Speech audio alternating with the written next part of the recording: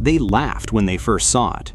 Perched on a ridge in North Africa, a German tank crew watched something massive crawling toward them through the dust and rocks. At first glance, it barely looked like a tank. It was too long, too boxy, and painfully slow. Its tiny turret seemed ridiculous sitting atop an enormous armored hull. One soldier compared it to a farm vehicle covered in steel plates. By 1943, German armored forces had built a fearsome reputation across Europe, smashing through Poland, France, and vast stretches of the Soviet Union. This strange British machine looked like it belonged in a museum. Then they opened fire. The first shell slammed into the front of the vehicle. Nothing happened. Another round struck. Still nothing. The tank kept moving, slowly and relentlessly, its tracks grinding over the rocky terrain as though the incoming fire were an inconvenience. As it climbed ground that tanks were not supposed to climb, the laughter stopped. What looked like an outdated relic was revealing itself as something far more dangerous. Within months, German commanders would discover that this awkward-looking machine could survive punishment that destroyed other tanks, cross terrain that seemed physically impossible, and crack open defensive positions considered completely untouchable. Its name was Churchill. It would become one of the most underestimated weapons of the entire Second World War. But the strangest part of the story is that it almost never got the chance to prove itself at all. Before it became a battlefield legend, many people considered it a complete disaster, and for a while, they might have been right. The Churchill entered the war carrying enormous expectations and an even larger cloud of skepticism. By the time the first production models rolled out of British factories, the nature of warfare had changed dramatically. Fast-moving armored offensives dominated battlefields across Europe. Germany's panzer divisions demonstrated in brutal terms that speed, mobility, and aggressive maneuver could shatter entire armies before they organized a defense. The Churchill represented the opposite philosophy. It was built to move alongside infantry at a walking pace, and compared to most tanks of its era, it was painfully slow. Critics wondered why Britain was investing precious manufacturing capacity into a vehicle designed for the previous war. Then came August 1942 and the Dieppe Raid, and everything went catastrophically wrong. The operation was supposed to test Allied capabilities against German coastal defenses. Churchill tanks were landed alongside assault forces, expected to support the attack. Instead, chaos unfolded almost immediately. Several tanks became trapped on the shingle. Others struggled to navigate seawalls that planning had failed to account for. Photographs emerged showing abandoned and disabled Churchills scattered across the shoreline.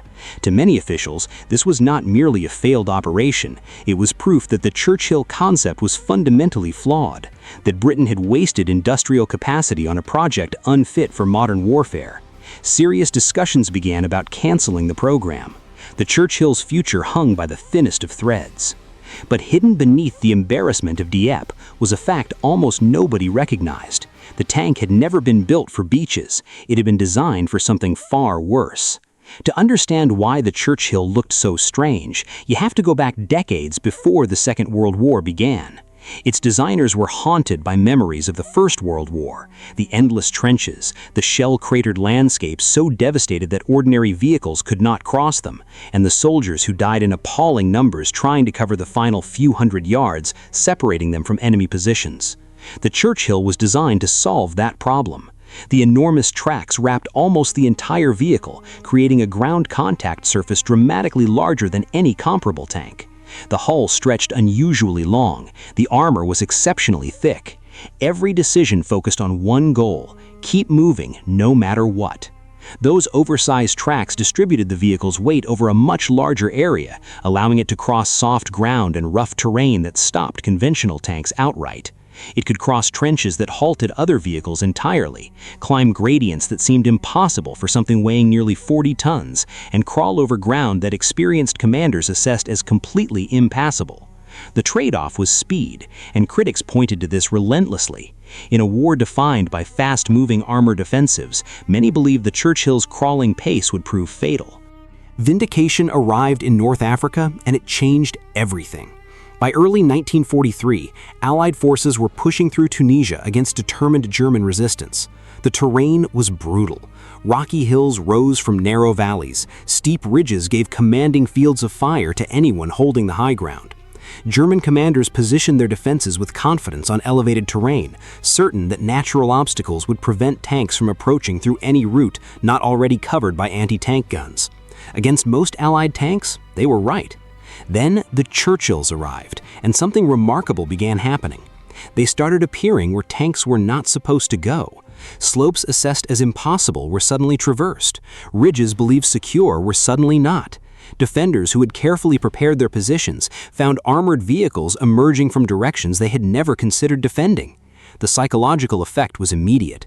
Soldiers can prepare for attacks from expected directions and anticipated threats. What they cannot easily prepare for is the impossible becoming possible without warning. German reports from the campaign reveal growing respect for the British machine.